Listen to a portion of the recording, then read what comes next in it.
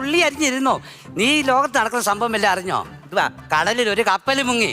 ആ കണ്ടോന്റെ എല്ലാം തീരെ തടിയുവാ. കണ്ടവന്റെ അല്ല, കണ്ടെയ്നർ അടിഞ്ഞു കിടക്കുക. നിങ്ങൾ എന്തുവാ മനുഷ്യ ഇങ്ങനെ? നിങ്ങൾക്ക് യാതൊരു ഉത്തരവാദിത്വം ഇല്ലല്ലോ ഇവിടെ. എടി അതങ്ങ് പോട്ടെ. ഈ കപ്പൽ ആർക്കെങ്കിലും പൈസ കൊടുക്കാനുണ്ടോ? എന്തിന്? പിന്നെന്തിനാ അത് മുങ്ങിയത്? ഞാൻ എന്തോലും വിളിച്ചു പറയും. നിങ്ങൾ ഈ പണിക്ക് പോകാതിരുന്ന് എന്റെ കുഞ്ഞുങ്ങളെ കാര്യം എങ്ങനെ നോക്കും? ഈ ടെൻഷൻ അടിക്കണ്ട. ടെൻഷൻ അടിക്കും ഞാൻ. എടി നിന്നെക്കാട്ടി ടെൻഷൻ അനുഭവിക്കുക ഞാൻ, അറിയാവോ? എന്തിനാണോ?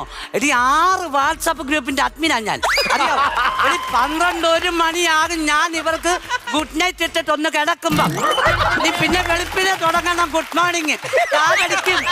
ആരടിക്കും?